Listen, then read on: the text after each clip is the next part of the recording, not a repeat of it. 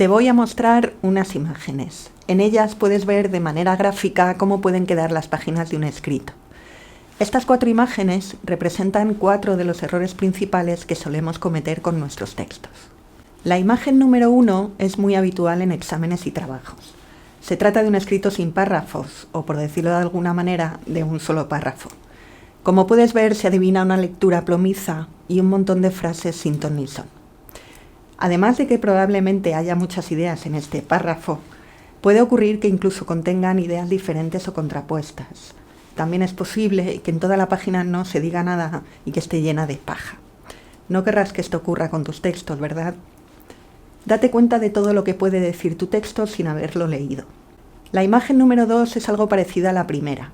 En este caso podemos intuir que solo hay 2 ideas o que algo está dividido en 2 partes. Lo que ocurre a menudo es que no es así y que cada párrafo, en este caso, exponga también ideas diferentes cada uno porque incluya todo tipo de oraciones.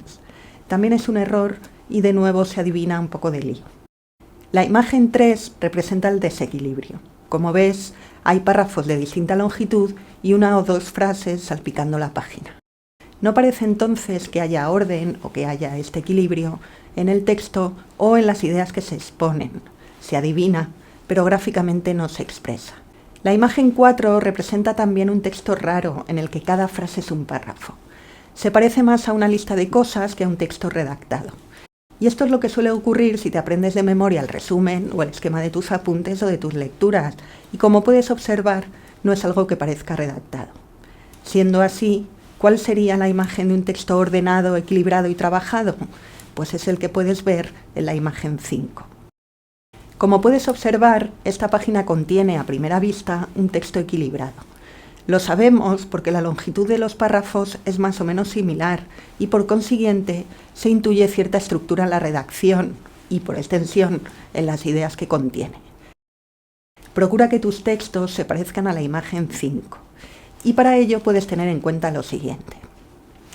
Antes de empezar, ordena las ideas y lo que quieres decir en una hoja en sucio o en tu cabeza. Puedes hacer una lista o un esquema que luego puedas ir desarrollando. Por ejemplo, si se trata de un texto argumentativo, haz una lista de las razones a favor y otra de las razones en contra. Recuerda que un párrafo tiene que incluir varias frases. Tu objetivo debe ser que el párrafo contenga una idea y algunas otras frases relacionadas con esa idea.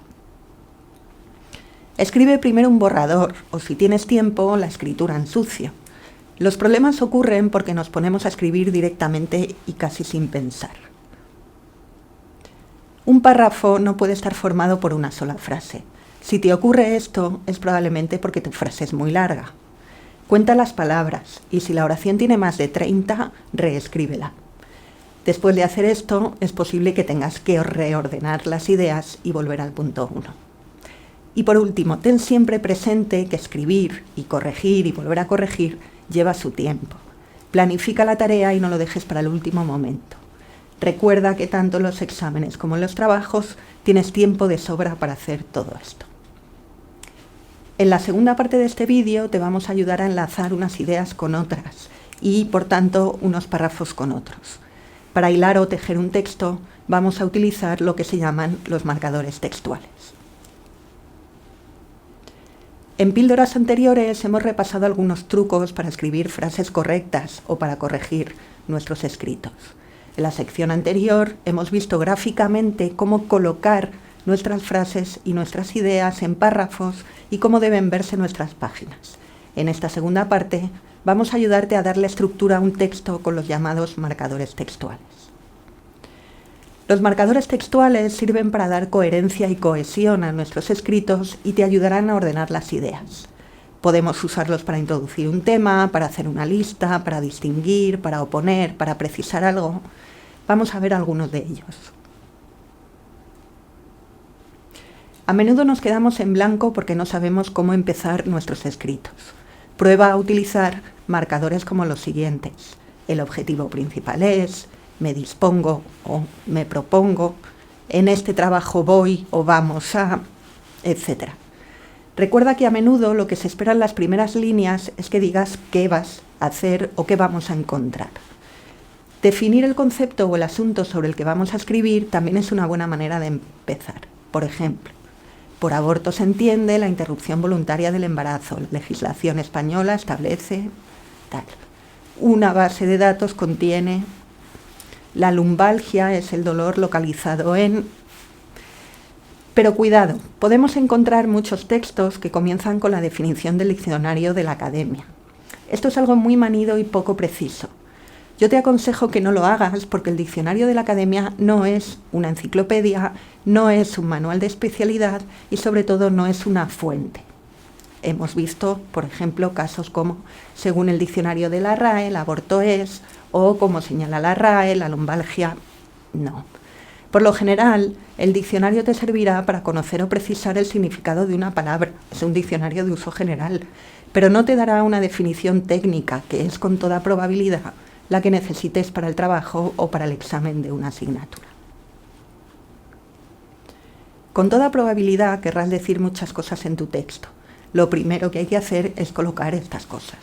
Por ejemplo, con respecto a un asunto polémico, podemos hacer una lista de argumentos a favor y otros en contra.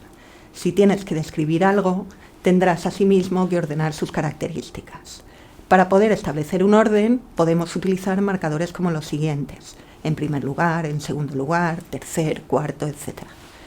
También podemos recurrir a una idea más temporal: primero, antes de nada, segundo, después, al final. Seguro que conoces muchos. En todo caso, lo importante es que no cometas el error de empezar y no terminar. Es decir, que comiences con en primer lugar y luego no escribas en el texto en algún punto en segundo lugar. O cuando utilices marcadores como por un lado, que no se te olvide luego decir por otro, como en el siguiente ejemplo, que es incorrecto. Por un lado, las medidas económicas no llegarán hasta que no se aprueben los nuevos presupuestos y también hará falta el consenso de los grupos parlamentarios. Si utilizas una fórmula, continúa con ella y no la cambies. En el siguiente ejemplo hay un error de este tipo. En primer lugar, esta medida económica se pondrá en marcha enseguida. Por otro lado, sus efectos se percibirán específicamente en sectores de riesgo. Debería quedar así. En primer lugar, esta medida económica se pondrá en marcha enseguida. En segundo lugar, sus efectos se percibirán específicamente en sectores de riesgo. Puedes utilizar marcadores como es decir, en otras palabras, esto es, hay que destacar, hay que tener en cuenta, etc. Como ves, se trata de especificar, concretar o señalar algo que desees destacar. En este caso, existen marcadores como en resumen, resumiendo, en pocas palabras, brevemente. En algunos textos, de hecho, este puede ser el último párrafo. También para cerrar tu texto, si así conviene, dispones de marcadores como para finalizar, para concluir, finalmente, así pues, en definitiva, que al igual que el anterior puedes utilizar en el último párrafo. Con los marcadores textuales puedes expresar también oposición, consecuencia, finalidad. Al final del documento que te dejamos en esta píldora encontrarás una relación de marcadores textuales señalados por Casani con opciones diferentes y algunos ejemplos a modo de chuleta. Cuando escribas algo, tenla siempre a mano. Por último, y para terminar este vídeo, te voy a mostrar gráficamente cómo es el aspecto de un texto equilibrado cuando le damos una forma y un tamaño correctos a los párrafos y cuando utilizamos los marcadores textuales.